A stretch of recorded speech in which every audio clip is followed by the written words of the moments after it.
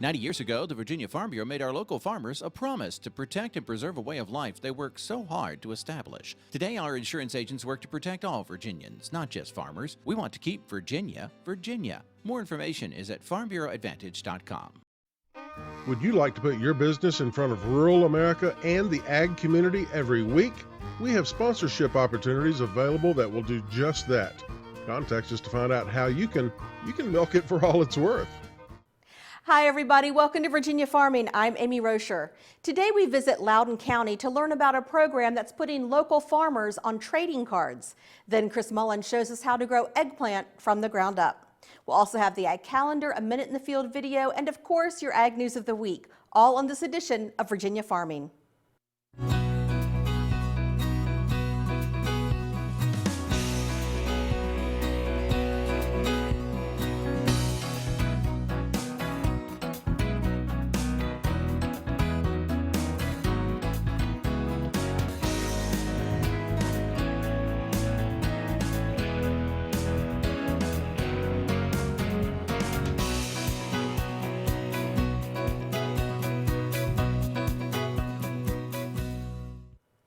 The U.S. Small Business Administration is offering low-interest disaster loans to homeowners, renters, businesses, and private nonprofit organizations such as charities, churches, and private universities in Allegheny County and 5 contiguous jurisdictions to help them recover from the impacts of June flooding. Also covered are the Virginia counties of Bath, Botetourt, Craig, and Rockbridge, and the city of Covington. Greenbrier and Monroe in West Virginia are also covered by the declaration. Applicants may apply online using the electronic loan application via the SBA's secure website at the bottom of your screen or by calling the SBA's Customer Service Center. Loans up to $200,000 are available to homeowners, and loans up to $2 million are available to businesses of all sizes and private nonprofit organizations. Governor Terry McAuliffe has appointed Dr. Basil Gooden as the next Secretary of Agriculture and Forestry in Virginia, succeeding current Secretary Todd Haymore, who will become Secretary of Commerce and Trade in September. Dr. Gooden has been involved in Virginia agriculture industry his whole life, growing up raising Black Angus beef on his family's cattle farm in Buckingham County. He was appointed by the President as State Director of the USDA Rural Development for Virginia in May of 2014. Gooden has also served for 12 years as the Chief Deputy Director of the Virginia Department of Housing and Community Development. Well, Virginia wood products will soon be exported to the United Kingdom. The 4 Virginia lumber companies involved are Blue Ridge Lumber, Terman Lumber, Virginia Carolina Forest Products, and W.R. Deacon & Sons Timber.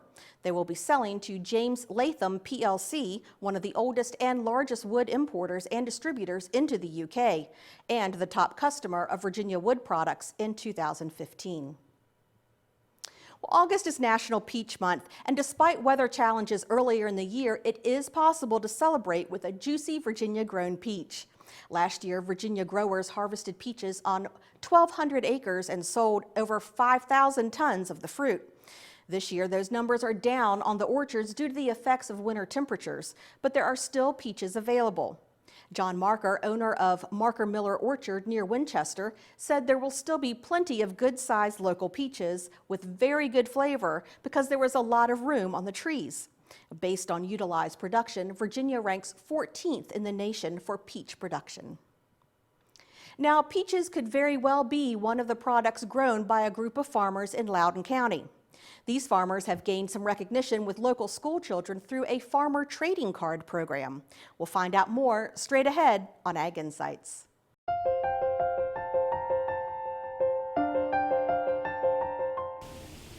So today we're in Loudoun County and I'm visiting with Kelly Bowles. She's the Loudoun County Agricultural Development Officer. Yes. Is that correct? That's correct. That's a mouthful. It is a mouthful. So today we're talking about a program that Loudoun County started just a few months ago when they came out, a farmer card trading program. And they're like baseball cards, but with local farmers on them, and it's such a great program. Kelly, thanks for joining us today. Absolutely, thank you for having me. So tell us how this farmer card trading program got started? So we were approached by Loudoun County Public Schools, and we'd been talking to them for a couple of years about putting local food into the cafeterias and talking about how we could possibly get some funding to put some local food in the cafeterias and how we could do some marketing. And they came to us and they said, we're going to apply for a USDA Farm to School grant. And would you partner with us on the grant application? We said, absolutely. What do you need from us? And they said, we need some matching funds. And we said, we can provide matching funds through developing collateral material to hand out to the students during the Farm to School week during school. So they submitted the grant application, we committed to a dollar amount, and then we sort of started brainstorming on what does this collateral material look like. And we had a lot of conversations with the schools. What can we hand out to the kids that's going to be unique and different and fun and will generate some excitement around the local food in the schools. Finally, we settled on the idea of farmer trading cards, and we went to work with the farmers and the schools to actually develop 12 different farmer trading cards. That is such a great idea, and what a way to get to the kids, because kids love something that's tangible. And then they can take it home and they talk to their parents about it. But I think one thing that's really important for me is where you guys are located. Give our viewers some statistics on Loudoun County in general, how it's part rural and part urban. Yeah, so we're really a bifurcated county. Our eastern side of our county, which is our suburban policy area, is very high density residential, it's commercial. We have more data centers on the eastern side of Loudoun County than any other county in Virginia. And then you drive a few miles west, and it's very rural. And we have a lot of farms in western Loudoun. There's 147,000 acres of farmland in Loudoun County. 3/4 of our county is in our rural policy area. And our Board of Supervisors are committed to developing those farms and developing businesses on those farms, to the point where our Department of Economic Development is tasked with working with our existing farms and bringing new farms to the county. Part of what we do in economic development is market and promote those farms that we work with. And the farmer trading cards are a perfect example of how we're sharing the story of Western Loudoun with our citizens and beyond in Loudoun County. So your farm set has 12 farmers. How did you find those farmers? How did you select the farmers? We actually sent a broad email out to our farmers who are doing some kind of direct marketing, so selling directly to the consumer. And we didn't have a preconceived notion about how many farmers we wanted to showcase on the cards. We just thought, well, we'll see what kind of response we get. And then if we have to pare it down at that point, then we'll pare it down. We actually got 12 farmers who responded and said that they wanted to do it. So we did all 12 farmers. That's amazing. Now, do you think in the future you may do more cards to add to the set, and more farmers might be interested in joining into the program? We absolutely know that. It was really funny because there were two things that happened after we released the cards. We released them to the schools, and we were daily getting requests from the general public, from adults, older children, and preschool age moms saying, how do we get a set of the cards? So there was a great demand. So we actually did a second printing of our first edition. And the other thing that happened was our farmers who called and emailed and messaged us on social media saying, where's my card? And I was like, oh, well, I guess we'll have to think about doing a second edition of the cards. So there's about a handful of them that I promised they could be on the second edition. And we actually have already committed to Loudoun County Public Schools that we will do a second edition of the cards for next school year.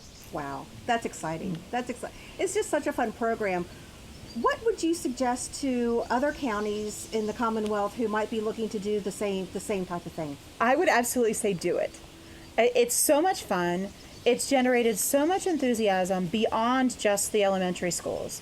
The general public, we've gotten calls from other localities in Virginia, we've gotten calls from localities in Maryland and Pennsylvania, and everyone loves the cards. We love the cards. And it's so amazing to see the enthusiasm of people outside of agriculture for the farmer trading cards. Sure. And that's exactly who you're trying to reach. Absolutely. Perfect. We have one story, which is I think probably my favorite story. One of the farmers, Tyler Wegmeyer, who's on the cards, his son has a stack of his dad's cards, and he's taking them to school, and he's actually trading them for sports cards. So Tyler had a proud moment when his son came home with a Tom Brady card, that he had actually traded his dad's card for a Tom Brady card. And Tyler said, at that moment, I was more important to that child than a Super Bowl winning quarterback. There you go. Wow, that's amazing. So if a county is interested in starting this program, what's their first step to take? So I think the first step is contacting your farmers. And, you know, however you want to do that, we've talked to other jurisdictions that are saying they're working with their farmers in their farmland preservation program, or, you know, they're just trying to figure out which farmers they're going to reach out to. So I think that's the first step, you know, figure out which farmers you want to showcase. And part of that, I think, is about who is your audience. You know, for us, it was school kids. So we wanted farmers that they could go buy the product from. Right. So it was people who were doing some kind of direct marketing. And so I think it's a matter of determine who your audience is, and then contact the farmers that would appeal to that audience. Okay. All right. Well, we're actually at the farm of one of your farmers today, Andrew Crush, and I know he's around here somewhere, and we're going to go see if we can find him and talk to him. All right, great. Thank you, Kelly. Thank you. So we've caught up with Andrew Crush. Andrew's one of the farmers featured on the farm trading cards. Andrew, thanks for having us out at your farm today. Oh, you're welcome. Come on out anytime. So tell us a little bit about yourself. How long have you been farming? We started in '04, and we weren't really planning on doing a large-scale operation. It was more for family food production, and we gave some of our products, we were raising them in a kind of a unique way and gave it to a couple different chefs, and they loved what we had, and things just kind of snowballed from there, and here we are. Well, before you go any further, you say you raised them in a unique way. I have to ask, how was that? Yeah. Well, we started off raising goats, and then we started having some problems with goats being attacked by copperheads, and a couple of them were very sick, and a couple of them died, and they thought maybe it might have even been some rattlesnakes involved. We never saw the snakes, but we were running into this issue on a consistent basis, and we're having a lot of problems with the goats getting sick. So we trying to talk to animal control, game and inland fishery, all kinds of different people to see if we can find a way to resolve this issue without putting some sort of negative impact on the environment. We really got no quality results out of that, and I ran into an old timer that I'd known growing up that had got me into beekeeping, and he told me that he grew up in the mountains of North Carolina up in the woods, and had said to get us a hog, that would resolve our problems. And I asked him, what does a hog have to do with a snake problem? And he said, well, a snake to a hog is like a cupcake to a fat kid. And he said they love them. And, wow, I did not know that. Yeah, so that's how we got started. We put our first pig in the woods just to see if we could resolve this problem.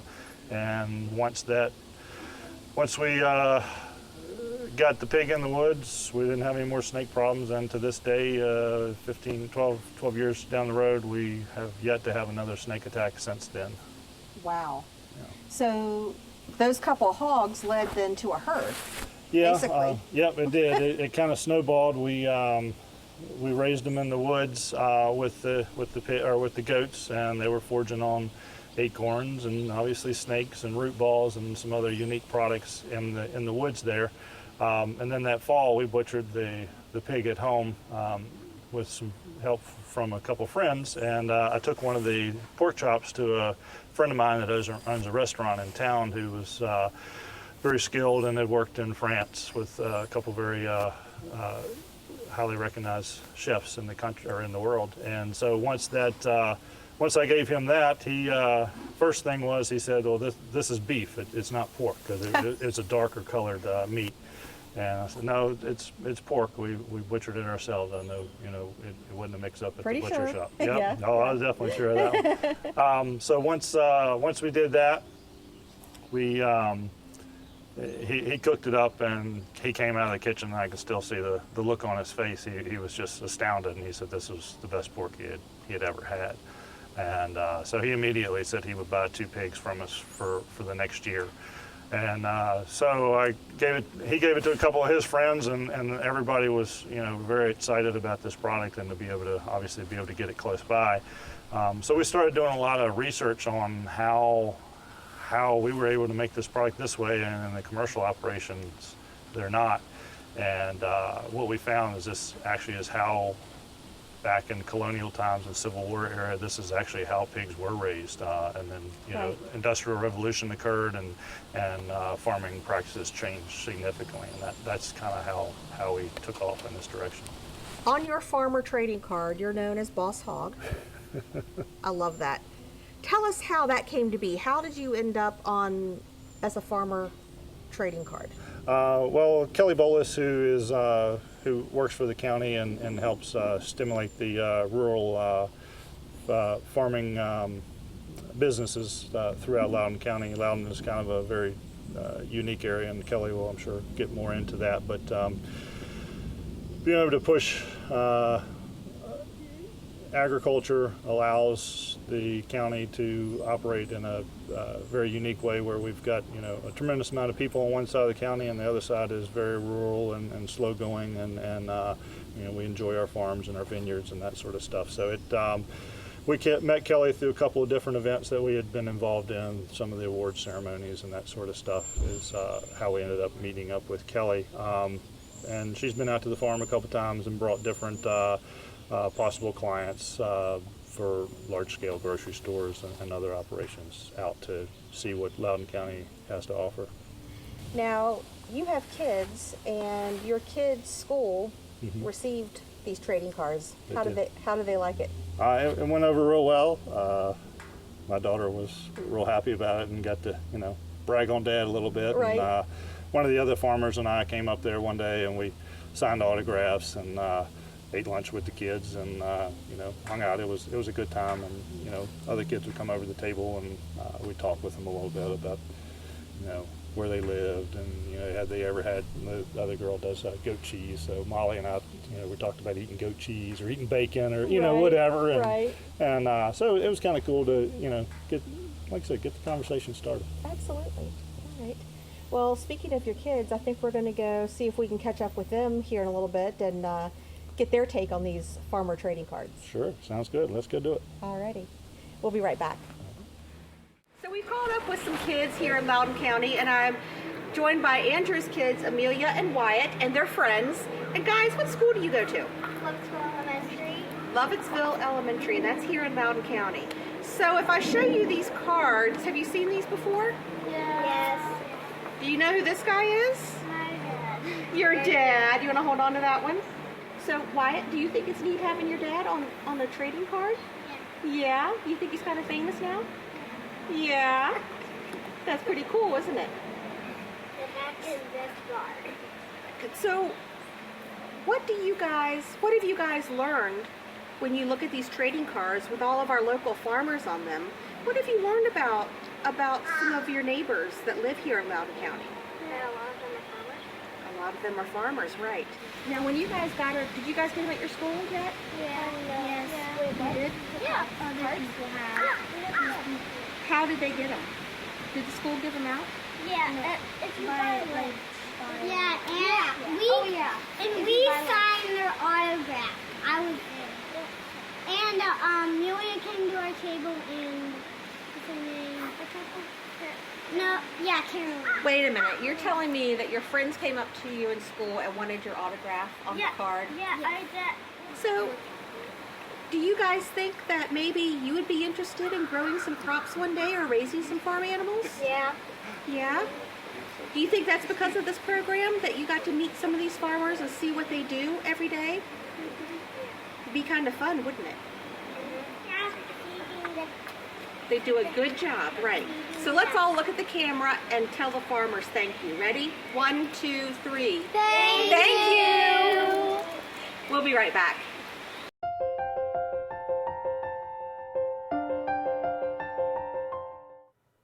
Eggplant has grown in popularity in recent years. Today, Chris Mullins has tips on growing those pretty purple eggplants from the ground up. So today we're going to be talking about eggplants. Now, everybody loves eggplant. It's something that people are starting to cook with more and more. It's real popular in different dishes, and they're actually not too difficult to grow. So let's look at some of these, and I'll give you some production tips on how you can grow them in the garden. And as you can see, eggplants are a real attractive plant. They're an ornamental almost. They're dark green in color, kind of purplish flowers, really nice, but they also give you great fruit. One of the first production tips I'm going to give you is make sure that you get your transplants in the ground when there's warm ground. So for most of you, that's going to be sometime in May. Putting them in cold ground, putting these down just doesn't do very well. They slow down, they sit. So make sure that soil temperature is up in the 70s, almost 70, before you plant your transplants. Now, when you're putting your transplants in, they need to go anywhere from about 18 to 24 inches apart, and that'll give them enough space. The eggplant, unlike tomatoes and peppers, really don't need any trellising. Occasionally you might find one with a heavy fruit load that you might put a stake beside, but otherwise you don't have to worry about stakes too much. Now, they do need irrigation. Eggplant throughout the growing season are going to need quite a bit of water. You can use overhead irrigation, but really that gets the leaves wet. You could have disease problems. I would say drip irrigation is going to be your best bet. Try to put something like drip tape or a soaker hose that you can put down and give them constant water throughout the summer, and they'll do really well for you.